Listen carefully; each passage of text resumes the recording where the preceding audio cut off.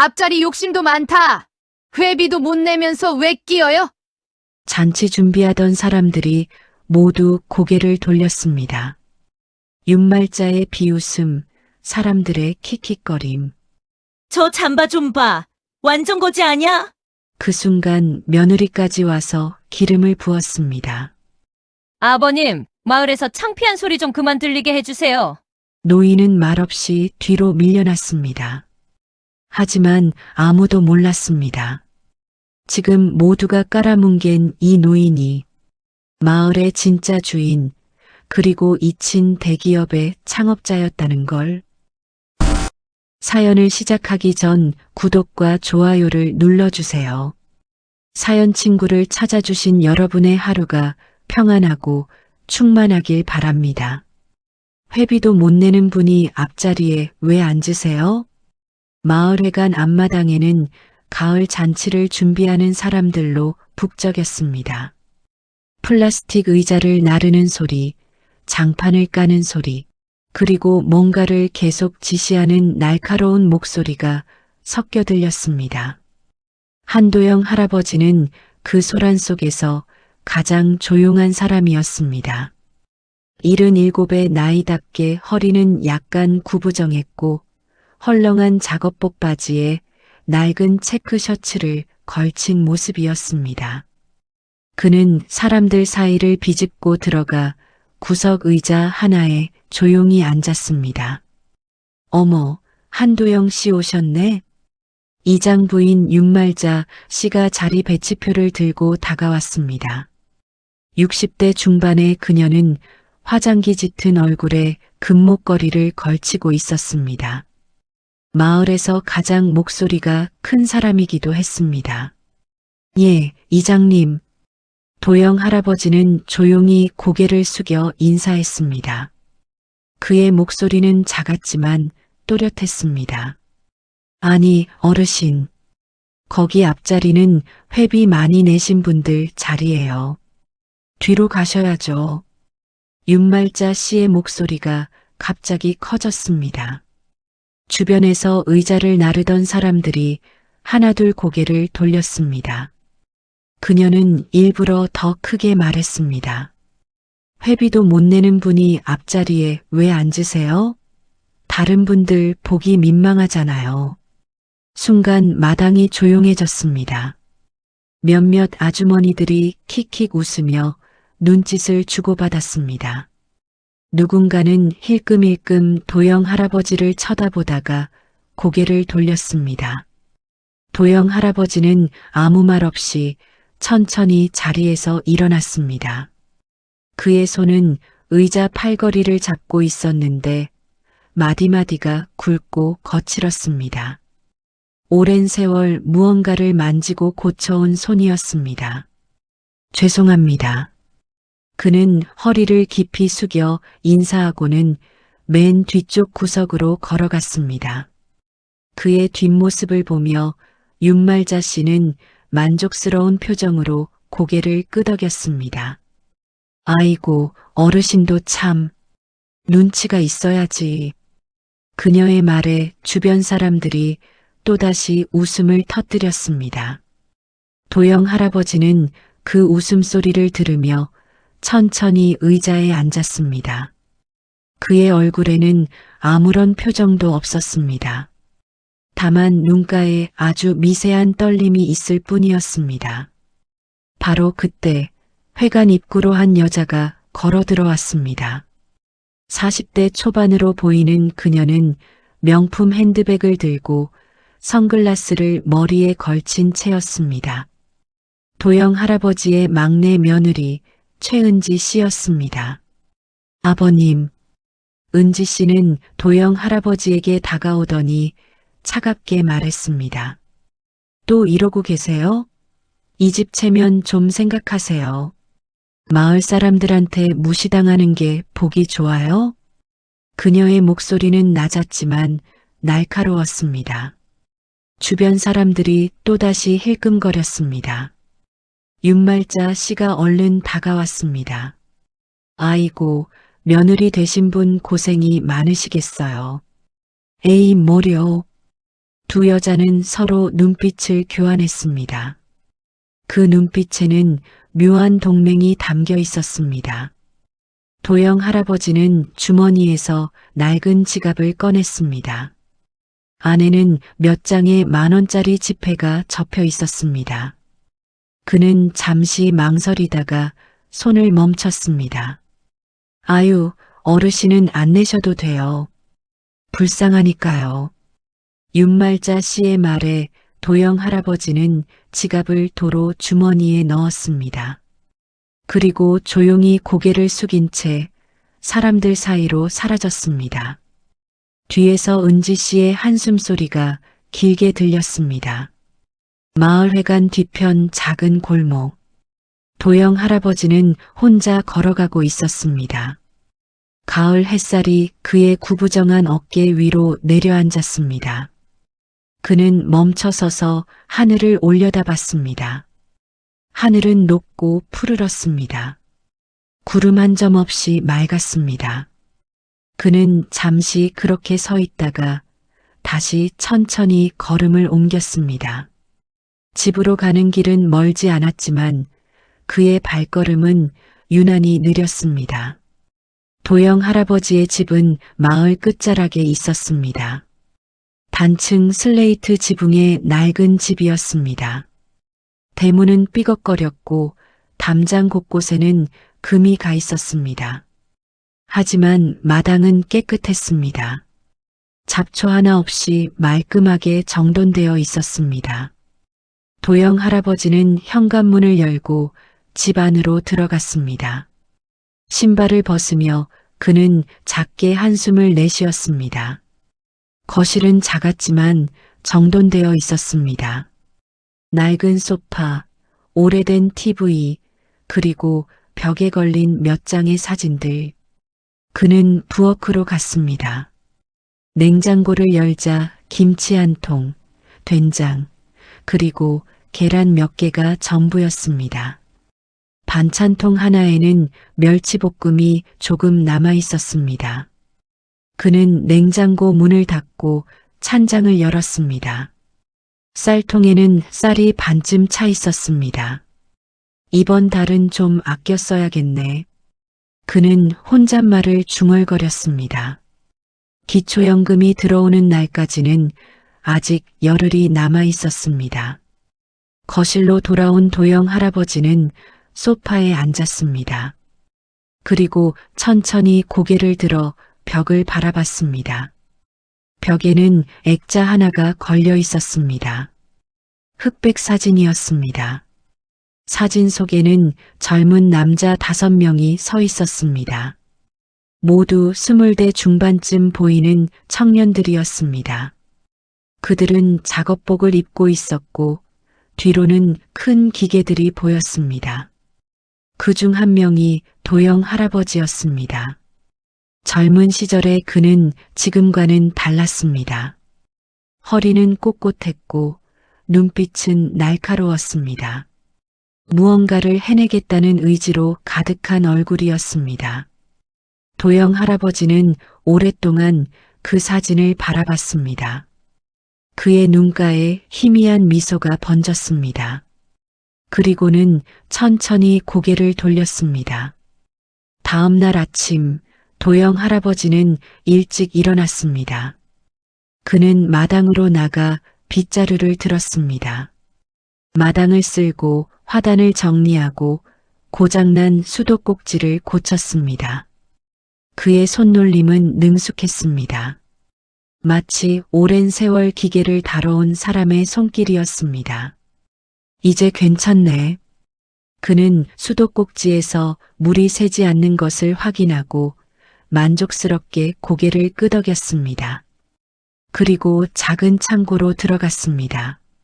창고 안에는 각종 공구들이 가지런히 정리되어 있었습니다. 드라이버, 렌치, 톱, 망치. 모두 오래되었지만 깨끗하게 관리되어 있었습니다. 도영 할아버지는 공구들을 하나하나 만지작거렸습니다. 그의 눈빛이 잠시 멀어졌습니다. 무언가를 떠올리는 듯 했습니다. 오후가 되자 그는 마을 버스를 타고 장을 보러 나갔습니다. 전통시장은 북적였습니다. 그는 가장 저렴한 채소를 골랐고 할인 스티커가 붙은 생선을 샀습니다. 계산을 마치고 나오는데 시장 상인 하나가 그를 보고 동료에게 속삭였습니다. 저 어르신 또 오셨네. 맨날 깎아달라고 하셔서 좀 그래. 도영 할아버지는 그 말을 들었지만 모르는 척했습니다. 그는 묵묵히 짐을 들고 버스 정류장으로 걸어갔습니다. 버스 안에서 한 젊은 여자가 도영 할아버지를 보고 자리를 양보했습니다. 할아버지, 여기 앉으세요. 고맙습니다. 도영 할아버지는 공손하게 인사하고 앉았습니다. 그런데 옆자리의 중년 남자가 동료에게 작게 말했습니다. 불쌍하니까 양보해 주는 거지. 도영 할아버지는 창밖을 바라봤습니다. 그의 입가에 씁쓸한 미소가 스쳤습니다. 집으로 돌아온 그는 장본 것을 정리했습니다. 냉장고에 채소를 넣고 생선은 손질해서 냉동실에 넣었습니다. 모든 것을 마치고 나서 그는 거실에 앉았습니다. TV를 켰습니다. 뉴스가 나오고 있었습니다. 한 대기업의 신제품 출시 소식이었습니다. 화면에는 현대적인 공장과 최신 기술들이 보였습니다. 아나운서의 목소리가 들렸습니다. 이 회사는 지난 50년간 한국 산업의 역사를 함께 써온 기업입니다. 도영 할아버지는 잠시 화면을 바라봤습니다. 그리고는 조용히 채널을 돌렸습니다. 그의 얼굴에는 아무런 감정도 드러나지 않았습니다.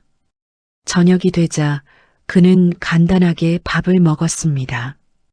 된장찌개와 김치, 그리고 멸치볶음. 혼자 먹는 밥상은 쓸쓸했습니다. 식사를 마치고 설거지를 하는데 마당에서 개 짖는 소리가 들렸습니다. 도영 할아버지는 밖으로 나갔습니다. 하얀 털의 늙은 개 한 마리가 꼬리를 흔들며 다가왔습니다. 보기야, 밥 먹었어? 그는 개밥을 챙겨주었습니다. 개는 꼬리를 흔들며 밥을 먹었습니다. 도영 할아버지는 쪼그리고 앉아 개의 머리를 쓰다듬었습니다. 우리 둘이 잘 살아보자. 응? 개는 그의 손을 핥았습니다. 도영 할아버지는 작게 웃었습니다. 그날 밤 그 작은 마당에서 들리는 것은 가을 벌레 소리뿐이었습니다. 마을 단톡방에 새벽부터 알림이 울렸습니다. 윤말자 씨가 올린 글이었습니다. 도영 어르신 또 잔치 때 얻어먹으러 오시려나 키읔키읔 회비는 안 내고 음식은 드시고 히읗히읗. 그 글 아래로 댓글이 달리기 시작했습니다. 웃는 이모티콘, 동조하는 메시지들. 마을 사람들은 아무렇지 않게 한 노인을 조롱하고 있었습니다. 도영 할아버지는 핸드폰을 잘 다루지 못했지만 그 알림 소리는 들렸습니다. 그는 핸드폰을 켜서 단톡방을 열어봤습니다. 천천히 글을 읽었습니다. 그리고 조용히 핸드폰을 내려놓았습니다. 그의 얼굴은 무표정했습니다. 하지만 그의 손은 미세하게 떨리고 있었습니다. 같은 시각 도시의 한 아파트에서 도영 할아버지의 막내 아들 준석과 며느리 은지가 대화를 나누고 있었습니다. 여보, 승진 발표가 다음 달이잖아. 그런데 집 대출이 문제야. 은지 씨가 화장대 앞에 앉아 말했습니다. 그게 대출을 더 받으려면 준석은 말을 흐렸습니다. 40대 중반의 그는 평범한 회사원이었습니다. 착하지만 결단력이 부족했습니다. 시골에 아버님 집 있잖아. 그거 담보로 잡으면 되지. 은지 씨는 태연하게 말했습니다. 마치 너무나 당연한 것을 말하는 것처럼. 그건 아버지가 싫어하실 거야. 싫어하시긴 뭘 싫어하셔. 어차피 나중에 우리 거 될 건데. 미리 쓰는 거지. 그래도 준석은 머뭇거렸습니다. 하지만 결국 아무 말도 하지 못했습니다. 은지 씨는 립스틱을 바르며 거울을 보고 있었습니다. 이번 주말에 내려가. 도장 받아와. 그녀의 목소리는 단호했습니다. 주말이 되었습니다. 준석과 은지 부부는 시골집으로 내려왔습니다. 도영 할아버지는 마당에서 그들을 맞았습니다. 왔니? 예, 아버지. 준석은 어색하게 인사했습니다. 은지 씨는 핸드백을 들고 집 안으로 들어갔습니다. 그녀의 얼굴에는 불만이 가득했습니다. 여긴 올 때마다 답답해 죽겠어. 그녀는 작게 중얼거렸습니다. 하지만 도영 할아버지는 그 말을 똑똑히 들었습니다. 저녁 식사 자리. 도영 할아버지가 정성껏 준비한 음식들이 상에 올라왔습니다. 된장찌개, 김치찌개, 나물 몇 가지. 소박하지만 깨끗한 상차림이었습니다. 많이 먹어라. 도영 할아버지가 말했습니다. 준석은 잘 먹겠습니다 하며 숟가락을 들었습니다. 하지만 은지 씨는 음식을 거의 먹지 않았습니다. 아버님, 저희가 오늘 온 이유가 있는데요. 은지 씨가 먼저 말을 꺼냈습니다. 응? 남편 승진이 걸린 일이에요.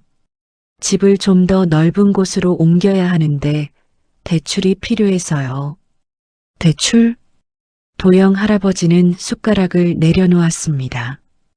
이 집을 담보로 좀 써야 할 것 같아요. 괜찮으시죠? 은지 씨의 목소리는 차가웠습니다. 마치 질문이 아니라 통보하는 것 같았습니다. 그건 도영 할아버지는 말을 잇지 못했습니다. 준석은 고개를 숙인 채 밥만 먹고 있었습니다. 그는 아내를 말리지 않았습니다.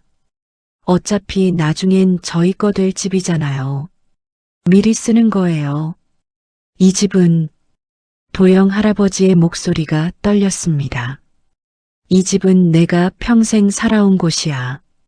담보로 잡혀서 만약이라도 넘어가면 그럴 일 없어요. 저희가 잘 갚을 거예요.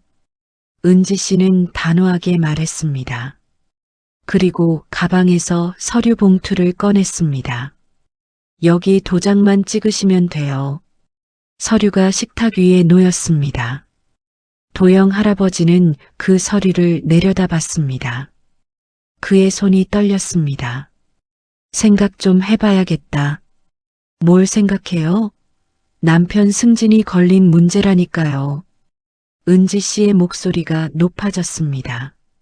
준석은 여전히 고개를 숙이고 있었습니다. 미안하지만 이건 안 될 것 같구나. 도영 할아버지는 조용히 말했습니다. 그리고 서류를 은지 씨 쪽으로 밀었습니다. 아니, 지금 진짜. 은지 씨가 화를 내려는 순간 도영 할아버지는 자리에서 일어났습니다.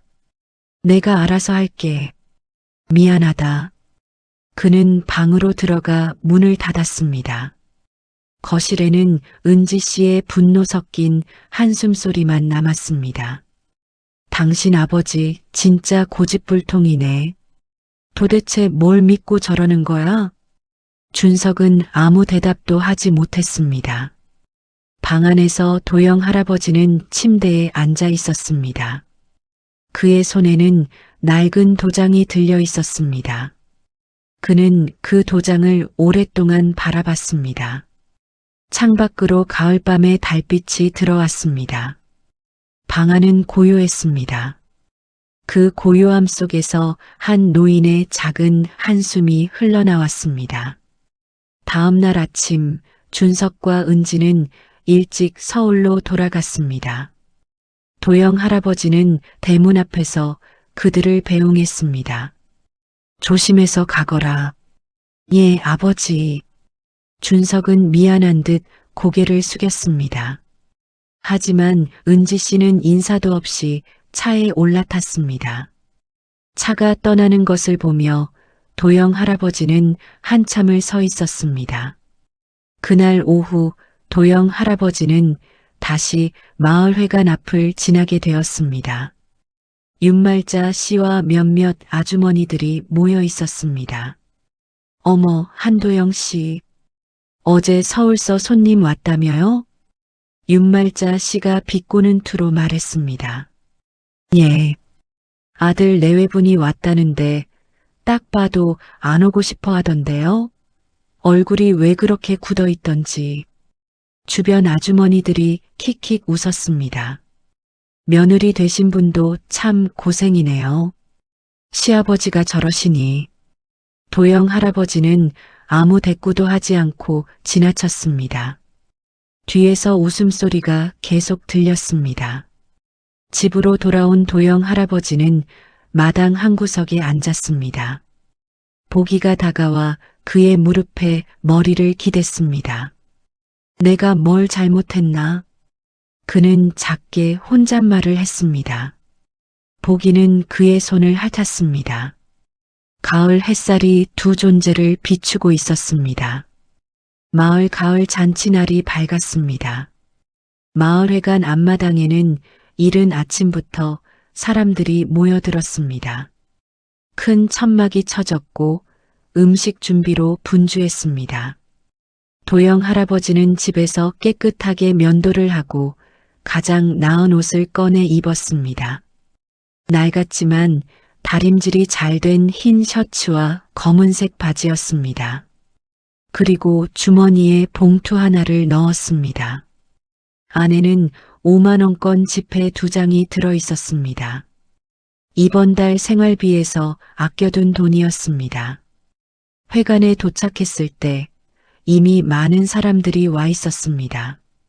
입구에는 접수 테이블이 차려져 있었고 윤말자 씨가 회비를 받고 있었습니다. 어머, 한도영 씨 오셨네요. 윤말자 씨의 목소리는 일부러 크게 들렸습니다. 주변 사람들이 일제히 고개를 돌렸습니다. 도영 할아버지는 주머니에서 봉투를 꺼냈습니다. 그리고 테이블에 조용히 놓았습니다. 회비입니다. 윤말자 씨는 봉투를 집어들더니 속을 확인했습니다. 그녀의 얼굴에 비웃음이 떠올랐습니다. 어머, 이게 얼마예요? 10만 원? 그녀는 일부러 큰 소리로 말했습니다.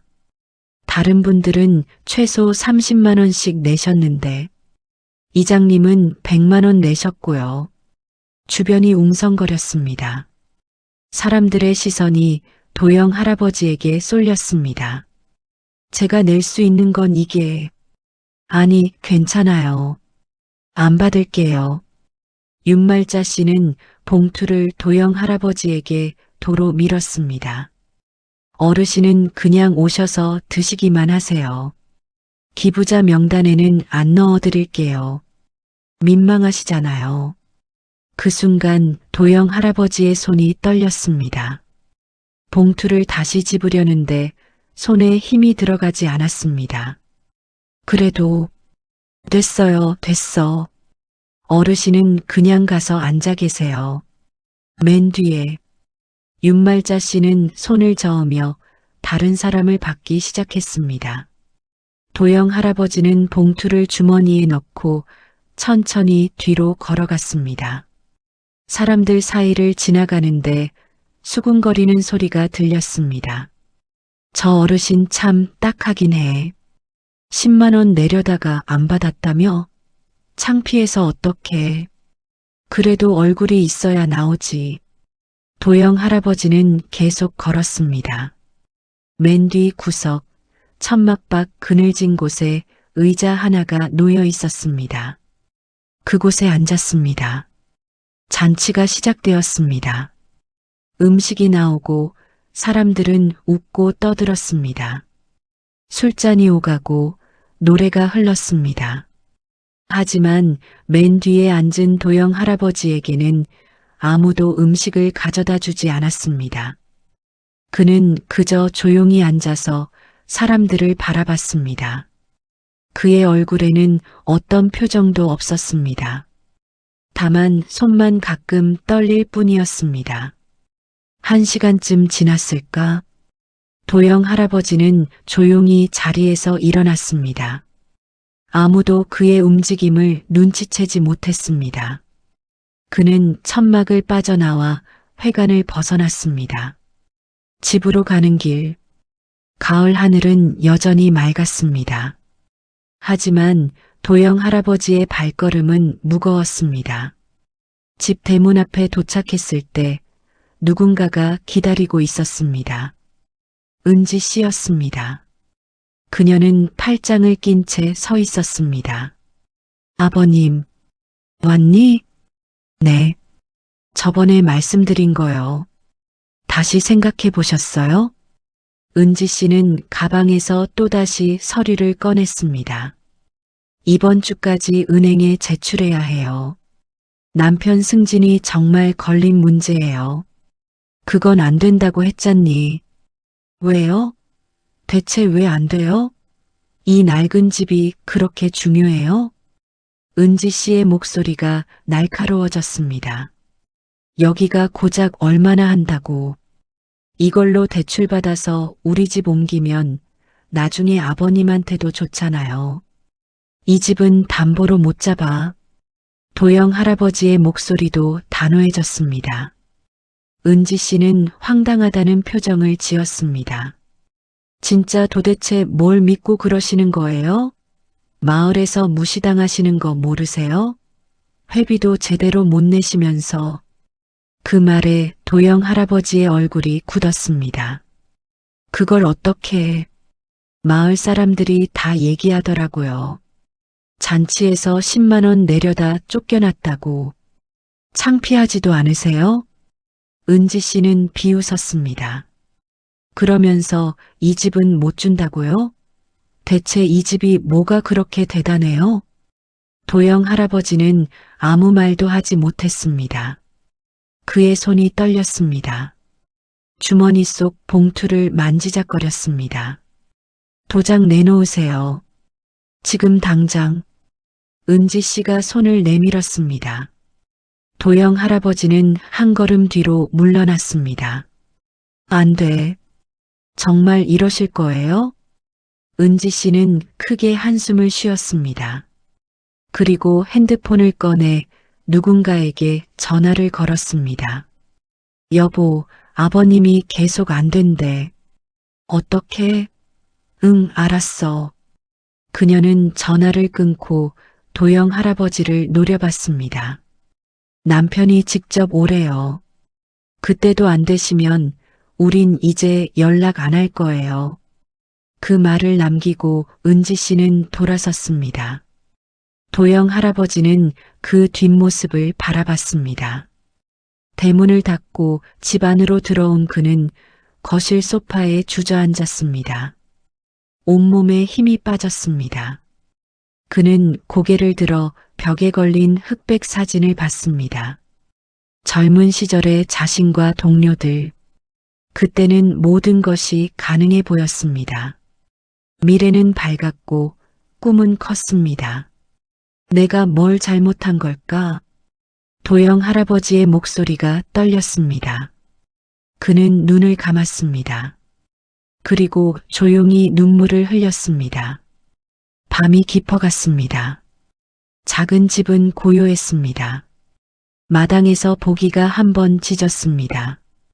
그리고 다시 조용해졌습니다. 도영 할아버지는 방으로 들어가 침대에 누웠습니다.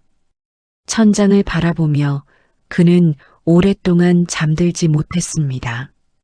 창밖으로 달빛이 들어왔습니다. 그 빛 속에서 한 노인의 외로움이 더욱 깊어졌습니다. 다음 날 오후 도영 할아버지는 평소처럼 마을 버스 정류장에 서 있었습니다. 장을 보러 가려던 참이었습니다. 가을바람이 살짝 차가웠습니다. 버스를 기다리는데 검은색 고급 세단 한 대가 천천히 다가왔습니다. 마을에서는 보기 드문 차종이었습니다. 차는 정류장 앞에 멈췄고 뒷좌석 문이 열렸습니다. 검은 정장을 입은 50대 중반의 남자가 내렸습니다. 단정한 외모, 반듯한 자세. 그는 주변을 둘러보더니 도영 할아버지를 발견했습니다. 한도영 선생님이십니까? 그의 목소리는 정중했습니다. 도영 할아버지는 고개를 들었습니다. 낯선 남자였습니다. 예, 그런데 누구시죠? 저는 한성그룹 비서실 국장 김태준입니다. 남자는 공손하게 인사했습니다. 그리고 명함을 꺼내 두 손으로 건넸습니다. 도영 할아버지는 명함을 받았습니다. 한성그룹, 낯익은 이름이었습니다. 한성그룹 그 회사가, 네, 맞습니다. 선생님께서 창립 초기에 함께 하셨던 그 회사입니다. 김태준 국장의 말에 도영 할아버지의 눈빛이 흔들렸습니다. 어떻게 저를? 회장님께서 찾으셨습니다. 오랫동안 연락이 닿지 않으셔서 걱정하고 계셨습니다. 김 국장은 주변을 둘러봤습니다. 낡은 버스 정류장, 오래된 집들, 그리고 도영 할아버지의 수수한 옷차림. 그의 얼굴에 미세한 변화가 스쳤습니다. 선생님, 혹시 지금 시간 괜찮으시면 잠깐 말씀 나눌 수 있을까요? 아, 지금은 장을 보러. 제가 모셔드리겠습니다. 장 보시는 것도 도와드리고 말씀도 나누면 어떨까요? 김 국장은 정중하게 차 문을 열었습니다. 도영 할아버지는 잠시 망설이다가 차에 올랐습니다. 차 안은 조용하고 쾌적했습니다. 가죽 시트의 감촉이 낯설었습니다. 김 국장은 앞자리에 앉아 운전사에게 지시했습니다. 천천히 가세요. 선생님, 집 근처를 한 바퀴 돌아보겠습니다. 차는 천천히 마을을 돌았습니다. 김 국장은 창밖을 유심히 봤습니다. 좁은 골목, 낡은 집들, 그리고 마을 사람들의 모습. 선생님, 이곳에서 얼마나 사셨습니까? 한 20년쯤 됐습니다. 가족분들은요? 아들 둘이 있습니다. 서울에 살고 있고요. 김 국장은 고개를 끄덕였습니다. 그리고 가방에서 봉투 하나를 꺼냈습니다. 선생님, 이걸 드리고 싶습니다. 봉투를 받아든 도영 할아버지는 천천히 열었습니다. 안에는 오래된 사진 한 장이 들어 있었습니다. 복사된 것이었지만 선명했습니다. 사진 속에는 젊은 남자 5명이 서 있었습니다. 작업복을 입고 큰 기계 앞에서 웃고 있었습니다. 그 중 한 명이 도영 할아버지였습니다. 그리고 옆에는 또 다른 남자가 서 있었습니다. 이 사람은 박영만 회장님이십니다. 도영 할아버지는 사진을 오랫동안 바라봤습니다. 그의 손이 떨렸습니다. 눈가가 붉어졌습니다. 영만이, 회장님께서 항상 선생님 이야기를 하십니다. 도영이 없었으면 우리 회사도 없었다고 말씀하십니다. 김 국장의 목소리는 진지했습니다. 선생님께서 개발하신 핵심 기술이 지금까지도 우리 회사의 기반이 되고 있습니다. 그리고 선생님께서 보유하신 창립 주식도 그대로 남아 있습니다. 주식? 도영 할아버지는 멍하니 중얼거렸습니다. 그는 오래전 일을 떠올렸습니다. 회사를 떠날 때 받았던 주식, 한 번도 팔지 않았습니다. 그냥 그대로 두었습니다. 선생님, 현재 그 주식의 가치는? 김 국장은 잠시 망설이다가 조심스럽게 말했습니다. 약 60억 원입니다. 도영 할아버지는 아무 말도 하지 못했습니다. 그저 사진을 바라볼 뿐이었습니다. 차는 계속 천천히 움직였습니다. 마을회관 앞을 지나갈 때 김 국장은 윤말자 씨와 마을 사람들이 모여 있는 모습을 봤습니다. 그들은 도영 할아버지가 탄 고급 차를 보고 수군거렸습니다. 저분들은 선생님을 어떻게 대하십니까? 김 국장의 질문에 도영 할아버지는 대답하지 않았습니다. 하지만 그의 표정이 말해주고 있었습니다. 김 국장은 핸드폰을 꺼내 어디론가 전화를 걸었습니다.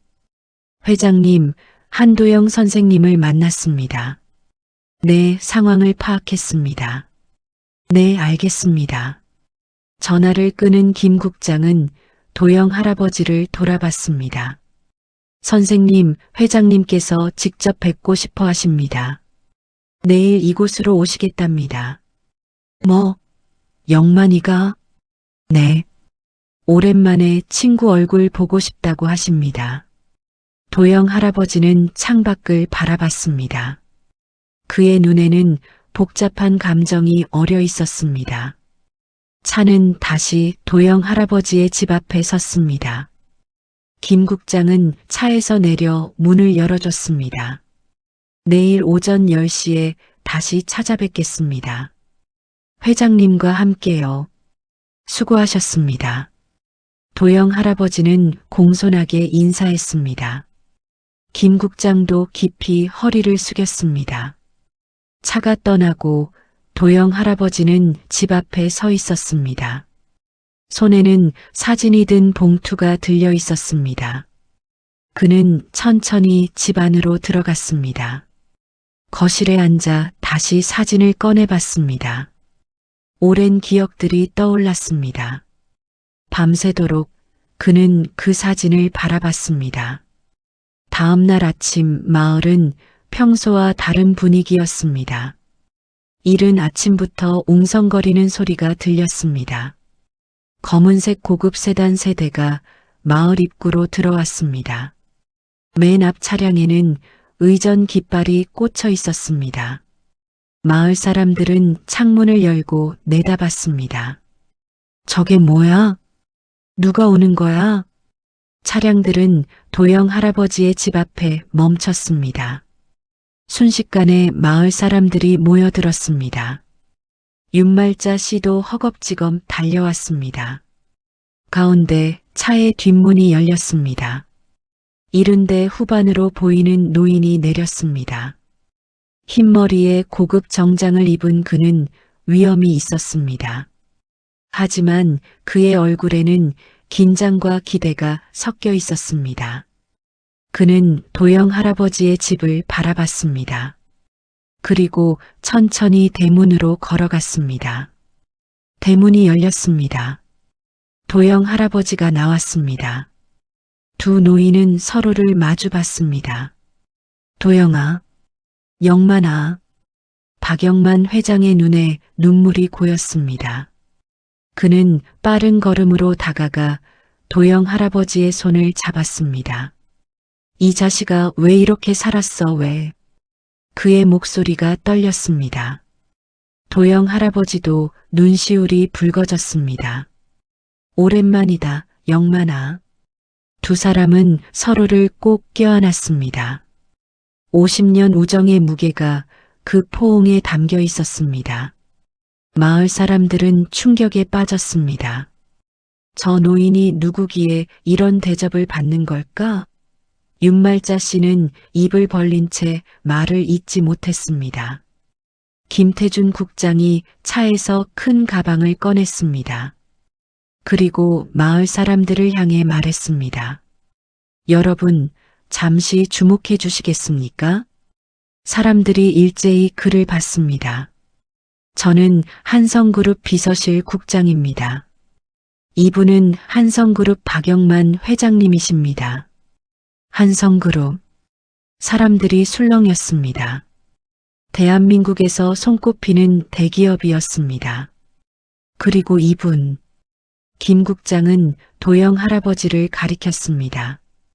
한도영 선생님은 한성그룹 창립 엔지니어 5분 중 한 분이십니다. 뭐라고? 윤말자 씨가 중얼거렸습니다. 김 국장은 가방에서 여러 자료를 꺼냈습니다. 오래된 사진들, 신문 스크랩, 그리고 문서들. 1970년대 초 5명의 청년이 작은 공장에서 시작했습니다. 한도영 선생님은 핵심 기술 개발을 담당하셨습니다. 그는 사진 하나를 들어 올렸습니다. 젊은 시절의 도영 할아버지와 박 회장이 기계 앞에서 웃고 있는 사진이었습니다. 선생님께서 개발하신 정밀 부품 가공 기술이 없었다면 한성그룹의 오늘은 없었을 것입니다. 사람들은 숨죽이며 듣고 있었습니다. 한도영 선생님은 개인 사정으로 회사를 떠나셨지만 창립 주식은 그대로 보유하고 계십니다. 김 국장은 잠시 멈췄다가 말했습니다. 현재 그 주식의 시장 가치는 60억 원입니다. 60억? 마을 사람들이 일제히 중얼거렸습니다. 윤말자 씨는 얼굴이 새하얗게 질렸습니다. 도영 할아버지의 집담 너머로 서울에서 온 차 한 대가 더 보였습니다. 준석과 은지 부부였습니다. 그들은 이 광경을 멀리서 지켜보고 있었습니다. 은지 씨는 다리에 힘이 풀려 차 문에 기댔습니다. 말도 안 돼, 말도 안 돼. 그녀는 계속 중얼거렸습니다. 준석은 멍하니 아버지를 바라봤습니다. 박영만 회장은 도영 할아버지의 어깨에 손을 얹었습니다. 도영아, 왜 연락 한 번 안 했어? 내가 얼마나 찾았는데. 미안하다, 영만아. 그냥 조용히 살고 싶었어. 조용히 살기엔 너무 외롭게 살았잖아. 박 회장의 목소리가 떨렸습니다. 그는 주변을 둘러봤습니다. 낡은 집, 초라한 마당, 그리고 멀리 서 있는 마을 사람들. 이 사람들이 너를 어떻게 대했는지 들었어. 박 회장의 눈빛이 차가워졌습니다. 김 국장은 마을 사람들을 향해 말했습니다. 여러분, 마을 회관으로 모여주시겠습니까? 회장님께서 할 말씀이 있으십니다. 1시간 후 마을 회관은 사람들로 가득 찼습니다. 모든 마을 주민이 모였습니다. 앞쪽에는 박영만 회장과 도영 할아버지가 나란히 앉아 있었습니다. 김태준 국장이 빔 프로젝터를 설치했습니다. 그리고 화면에 자료들이 나타나기 시작했습니다. 먼저 한도영 선생님의 업적에 대해 말씀드리겠습니다. 화면에는 오래된 설계도와 특허 문서들이 나타났습니다. 1973년 선생님께서 개발하신 초정밀 베어링 가공 기술은 당시 한국에서는 불가능하다고 여겨졌습니다. 하지만 선생님은 해냈습니다. 사람들은 숨죽이며 화면을 봤습니다. 이 기술로 한성그룹은 해외 수출의 기반을 마련했습니다. 지금도 이 기술의 원리는 우리 제품에 적용되고 있습니다. 김 국장은 다음 화면으로 넘어갔습니다. 그리고 이것은 마을 주민 단톡방의 대화 내용입니다. 화면에 단톡방 캡처 화면이 떴습니다. 윤말자 씨가 올린 글들이었습니다. 도영 어르신 또 얻어먹으러 오시려나 키읔키읔. 회관이 술렁였습니다. 윤말자 씨는 고개를 들지 못했습니다. 회비도 못 내는 분이 앞자리에 왜 앉으세요? 더 많은 조롱의 글들이 화면에 나타났습니다. 사람들은 서로 눈치를 봤습니다. 김 국장은 다음 파일을 열었습니다. 그리고 이것은 녹취 파일입니다. 스피커에서 은지 씨의 목소리가 흘러나왔습니다. 시아버지 너무 촌스러워서 창피해요. 마을에서 무시당하는 거 당연하죠. 은지 씨는 의자에 주저앉았습니다. 얼굴이 새하얗게 질렸습니다. 그리고 이것은 집 담보 대출을 강요하는 대화입니다. 도장 내놓으세요.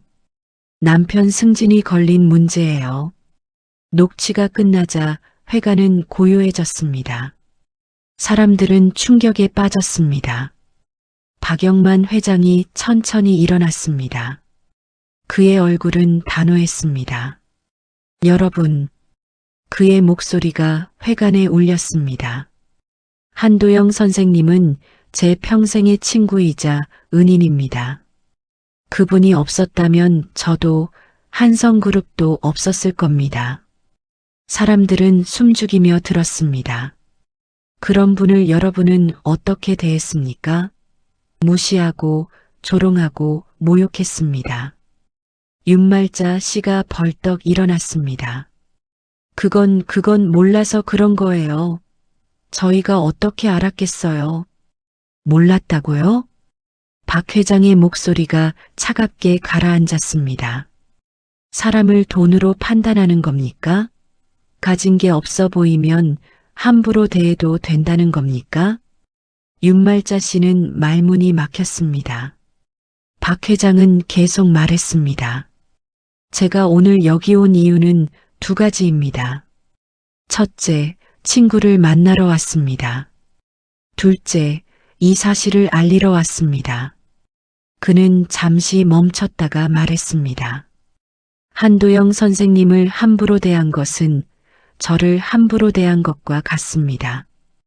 회관이 술렁였습니다. 이때 은지 씨가 앞으로 나왔습니다. 그녀는 도영 할아버지 앞에 무릎을 꿇었습니다. 아버님, 죄송합니다. 정말 몰랐어요. 그녀는 울기 시작했습니다. 준석도 뒤따라 나와 무릎을 꿇었습니다. 아버지, 제가 잘못했습니다. 준석의 목소리가 떨렸습니다. 아내를 말렸어야 했는데 제가 너무 나약했습니다. 죄송합니다. 그는 눈물을 흘렸습니다. 도영 할아버지는 두 사람을 내려다봤습니다. 그의 얼굴에는 복잡한 감정이 어려 있었습니다. 시도 떨리는 목소리로 말했습니다. 선생님, 제가 너무 못되게 굴었습니다. 용서해 주십시오. 마을 사람들도 하나둘 고개를 숙이기 시작했습니다. 도영 할아버지는 긴 침묵 끝에 입을 열었습니다. 그만합시다. 그의 목소리는 조용했지만 단호했습니다. 저는 여러분의 사과를 원한 게 아닙니다. 다만, 그는 잠시 멈췄다가 말했습니다. 사람을 겉모습으로 판단하지 마십시오. 누구에게나 존중받을 권리가 있습니다. 그 말이 회관을 압도했습니다. 아무도 고개를 들지 못했습니다. 박영만 회장은 도영 할아버지의 손을 잡았습니다. 도영아, 나와 함께 서울로 가자. 회사 근처에 집 마련해 줄게. 아니야, 영만아. 도영 할아버지는 고개를 저었습니다. 난 여기가 좋아. 이곳이 내 집이야. 하지만 괜찮아. 앞으로는 달라질 거야.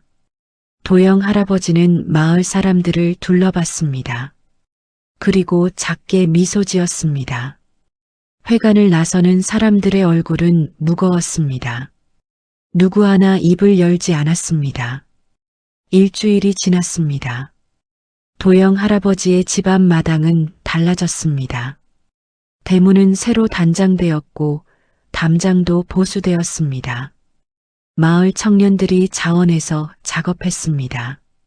마당에는 화단이 새로 생겼습니다. 윤말자 씨가 직접 꽃을 심었습니다. 그녀는 조심스럽게 흙을 다지며 도영 할아버지에게 말했습니다. 선생님, 이 꽃은 제가 키우던 건데요. 제일 잘 자라는 애들이에요. 고맙습니다. 도영 할아버지는 미소를 지었습니다. 집안도 변화가 있었습니다. 낡은 가전제품들이 새 것으로 바뀌었습니다. 하지만 도영 할아버지의 요청으로 최소한만 바꿨습니다. 너무 과하면 불편해요. 그의 말에 김태준 국장은 웃으며 고개를 끄덕였습니다. 거실에는 박영만 회장이 보낸 선물이 놓여 있었습니다. 최신 TV와 안락의자, 그리고 큰 액자 하나. 액자 안에는 창립 초기의 사진이 들어 있었습니다. 5명의 젊은이들이 환하게 웃고 있는 사진. 도영 할아버지는 그 사진을 오랫동안 바라봤습니다. 그때가 그립네. 그는 혼잣말을 했습니다. 마을회관에서는 작은 모임이 열렸습니다. 마을 사람들이 모여 도영 할아버지를 위한 환영회를 준비했습니다. 이번에는 달랐습니다. 도영 할아버지는 정중앙 자리에 앉았습니다. 사람들은 정성껏 준비한 음식을 가져왔습니다. 선생님, 이거 제가 직접 만든 전이에요. 드셔보세요. 선생님, 이 나물은 저희 밭에서 갓 딴 거예요. 도영 할아버지는 하나하나 고맙다고 인사했습니다. 그의 얼굴에는 편안한 미소가 있었습니다. 식사 중에 준석이 찾아왔습니다. 그는 아버지 옆에 무릎을 꿇고 앉았습니다. 아버지, 저 앞으로 자주 내려올게요. 그래, 아들. 아버지가 어떤 분이신지 이제야 알았어요.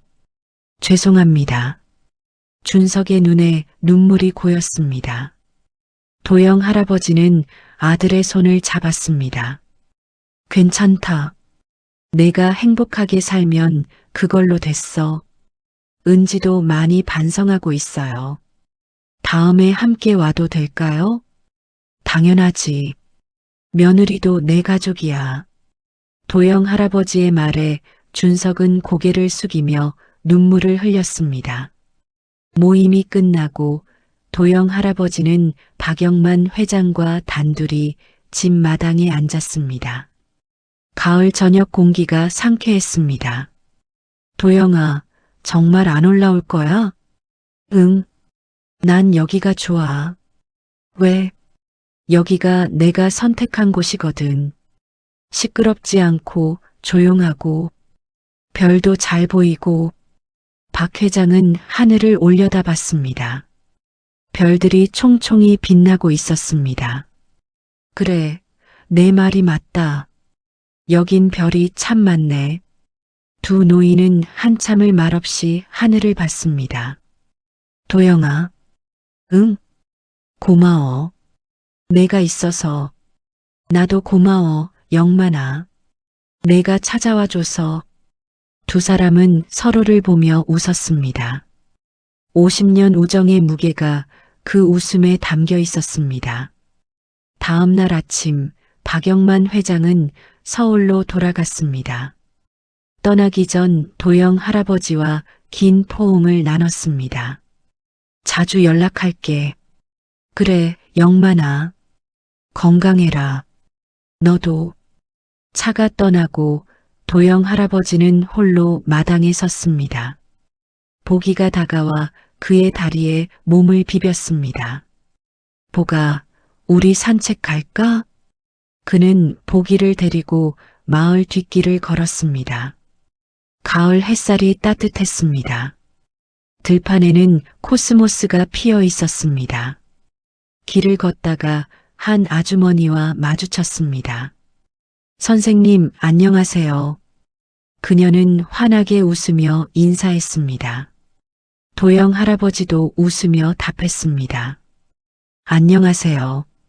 조금 더 걸어가자 아이들이 놀고 있었습니다. 한 아이가 달려와 말했습니다. 할아버지, 안녕하세요. 그래, 안녕. 도영 할아버지는 아이의 머리를 쓰다듬었습니다. 아이는 웃으며 뛰어갔습니다. 언덕 위에 올라 마을을 내려다봤습니다. 작은 집들, 좁은 골목, 그리고 사람들의 모습, 모든 것이 평화로워 보였습니다. 도영 할아버지는 깊게 숨을 들이마셨습니다. 가을 공기가 가슴 깊이 스며들었습니다. 좋다. 그는 작게 중얼거렸습니다. 보기가 꼬리를 흔들며 그를 올려다봤습니다. 도영 할아버지는 보기를 안아 올렸습니다. 우리 잘 살아보자, 보가. 보기는 그의 손을 핥았습니다. 해가 서쪽으로 기울었습니다. 황금빛 햇살이 들판을 물들였습니다. 도영 할아버지는 천천히 집으로 돌아왔습니다. 마당에 앉아 차 한 잔을 마셨습니다. 고요한 오후였습니다. 멀리서 새소리가 들렸습니다. 그는 거실로 들어가 벽에 걸린 액자를 봤습니다. 젊은 시절의 자신과 동료들, 그들의 웃는 얼굴이 여전히 선명했습니다. 잘 살았어. 우리. 그는 작게 웃었습니다. 저녁이 되었습니다. 도영 할아버지는 간단하게 저녁을 준비했습니다. 된장찌개와 김치, 그리고 생선구이. 혼자 먹는 밥상이었지만 외롭지 않았습니다. 식사를 마치고 설거지를 했습니다. 그리고 보기에게 밥을 챙겨줬습니다. 밤이 깊어갔습니다. 도영 할아버지는 침대에 누워 천장을 바라봤습니다. 창밖으로 달빛이 들어왔습니다. 그는 눈을 감았습니다. 편안한 표정이었습니다. 마을은 고요했습니다. 가을 벌레 소리만 들렸습니다. 한 노인의 긴 하루가 끝났습니다. 평범하지만 평온한 하루였습니다. 그리고 내일도 모레도 그는 이곳에서 살아갈 것입니다.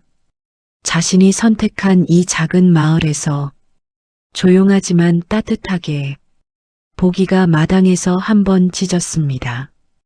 그리고 다시 조용해졌습니다. 별들이 하늘에 총총히 빛나고 있었습니다. 그 별빛 아래 작은 집 하나가 고요히 서 있었습니다. 도영 할아버지의 집이었습니다. 끝. 이 영상을 끝까지 시청해주신 여러분께 평범하고 평안한 삶이라는 큰 복이 함께 하시길 바라겠습니다. 이 영상이 여러분께 작은 울림을 주었다면 잘 들었다고 소중한 댓글 부탁드립니다. 좋아요와 구독은 영상 제작에 큰 힘이 됩니다.